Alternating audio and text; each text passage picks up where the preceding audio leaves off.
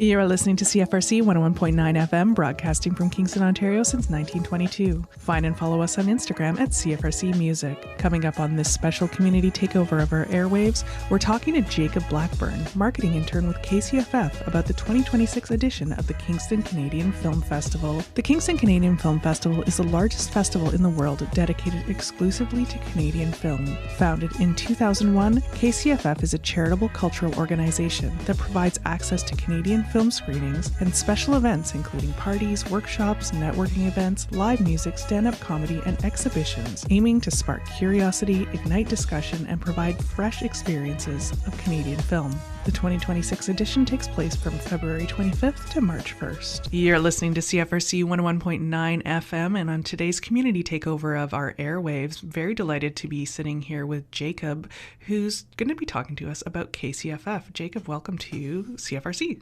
Thank you. Thanks for having me. I'm very excited to be here. So you're here to talk about KCFF. It's coming up very soon. Do you want to tell folks a little bit about what is KCFF and what's going on? Sure. So the KCFF is a cultural charity. You know, most people, when they think about a film festival, they think about movies that are being featured, that kind of stuff. We also have a lot more than just movies that are being shown. We have music, stand-up comedy, and we also have some like marketing and networking events as well. Yeah, it's a very busy time. I've worked a little bit of it before, so I've had an opportunity to kind of see it from the inside. This will be your first time working with KCFF. Do you want to mention like what your role is and what you'll be doing over the course of the festival? I mean, you've also been doing a lot of work in the lead up to the festival. Yes, I have. So I actually go to SLC for advertising and marketing communications, and I've been lucky enough to work with them for my placement. So I'm a marketing assistant. Been doing a lot of PR work, reaching out to news radios, newspapers, magazines, that kind of stuff.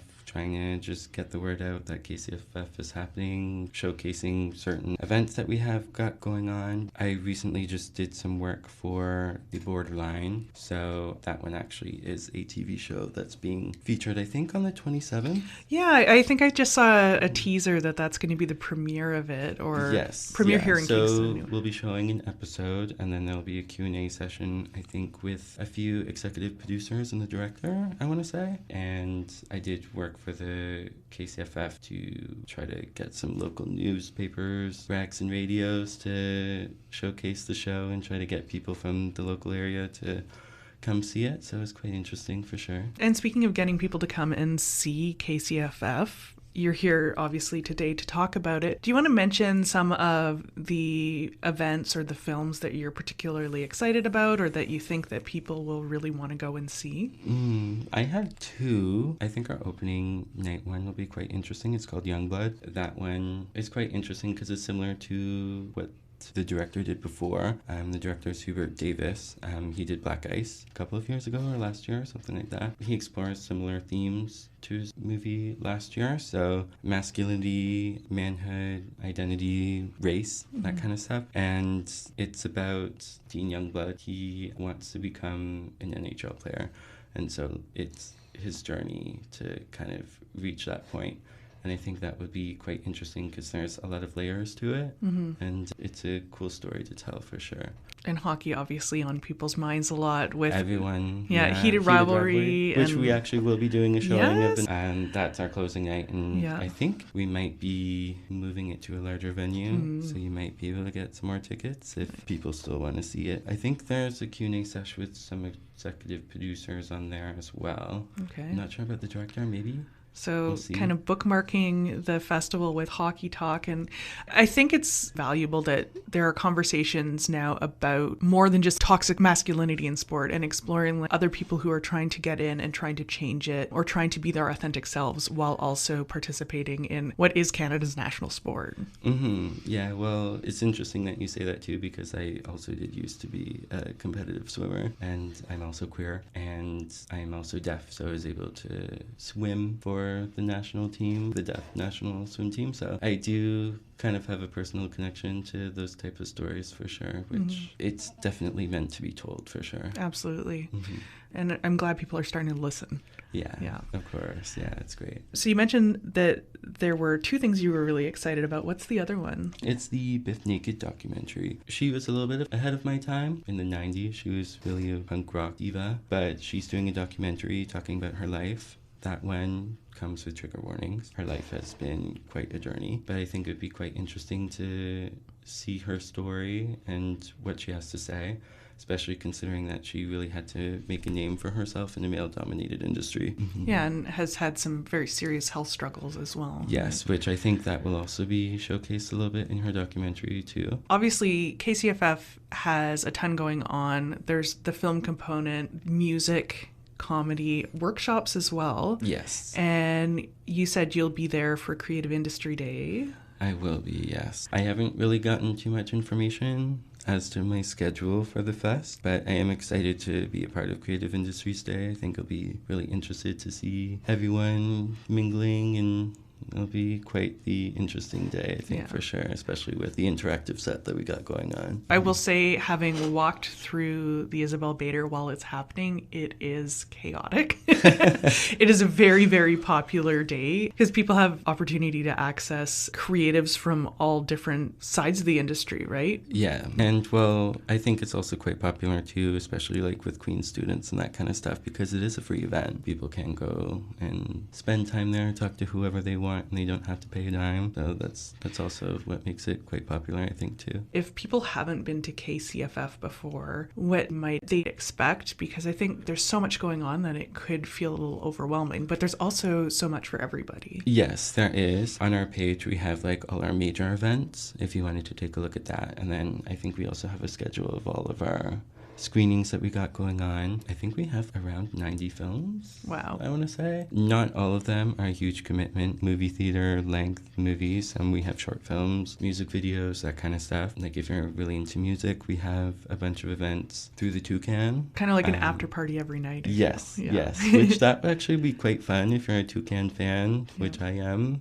I will be going to them. That'll be fun. We also do have the Slate music video showcase, so we'll be doing that as well, which kind of has a mix of music lovers and film lovers, if you're into that. And we have a bunch of local bands that will be featured, which will be cool. Yeah, that one, of course, is near and dear to us here at CFRC. Cindy Gibson, who hosts our Thursday morning Indie Wake Up, is usually the red carpet host for that. And obviously a lot of the musicians are people that have been featured here, as you mentioned, all local artists, and pairing up with local filmmakers to make their sometimes debut music videos, sometimes just adding more to their catalog, which is very cool. I think one of the cool things also about KCFF is that it has such a local component to it. You've mentioned a lot of not feature-length films, so a lot of the shorts, I think, are opportunities for local people to showcase their work too. I'm not too familiar with what films will be featured for the short-length films and that kind of stuff. I do know we have a bunch of Queen's alum that are featured as well, which is quite exciting. We feature a bunch of local and up-and-coming artists and students, which I think is very exciting. And different age groups, too. I think like there's ones for kids, ones for youth, ones for adults. Yes, I do remember seeing we have a trailer for a kids movie that came out. I'm forgetting the name of it right now, but it was spaceships and it was animated. It was quite cute. So that one will be a cute family-friendly event to go to as well. If people want to get more information about KCFF, if they want to find out, I mean, you mentioned the website. Are tickets available now? Where can they get them? You can get tickets off the website. If you're interested in any of the movies that you want to see, we do also have a YouTube which has our trailers and stuff on there as well. So lots of information to find it. You just have to look up Kingston Canadian Film Fest and the information will pop up. And I think sometimes people have the idea that if it's a festival you have to go to everything, but that's not true. You can just go to one event if you want.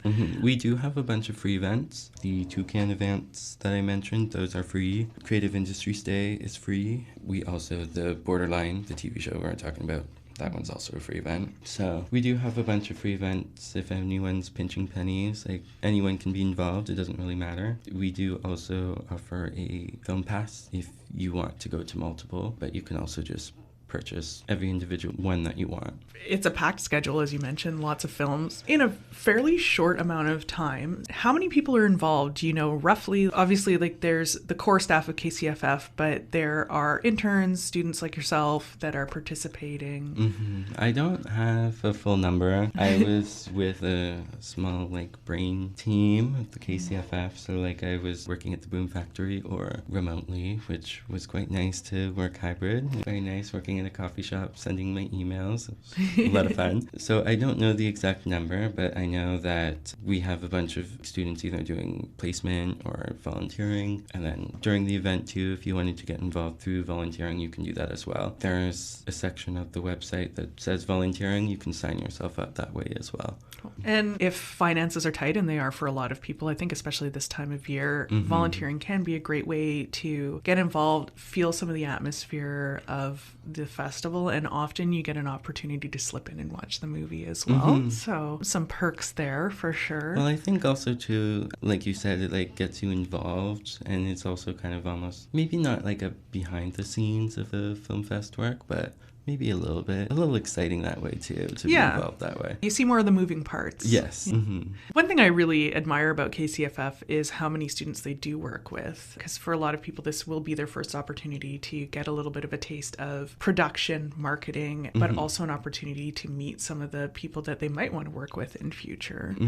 You're going to school for marketing. Is film and art something you're particularly interested in, or does this just seem like a really cool opportunity? I am interested in it. I love movies. My friends and I, friend back home, we go see movies pretty often in theaters. We love it. I am also a visual artist, so I do quite appreciate moving pictures.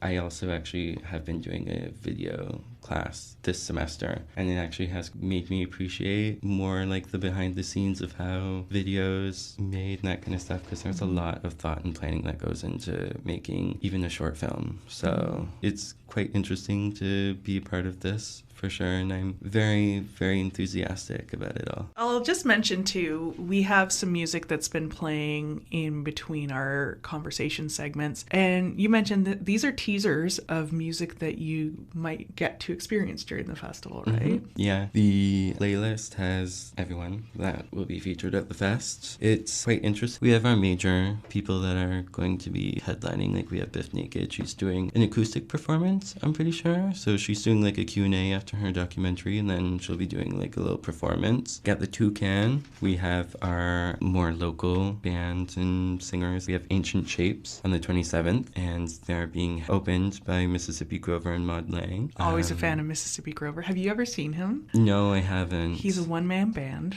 Oh, yeah. He plays guitar, has a kick pedal drum, a kazoo, a harmonica, and sings. I think that will be an interesting show. Yeah. Luckily, all the Toucan ones are free. As long as there's room in the Toucan, you can go and see. And we have them every night after the movies are played. On the first night, we have Clem Chesterfield. He is also a participant in the Slate music video, so that will be quite interesting. And then we also have the Codas. And then we have Nolan Hubbard opening for them. That will be quite interesting. They're both a part of the Slate music video showcase. So I think one night we also have some silent films being accompanied with the music being played.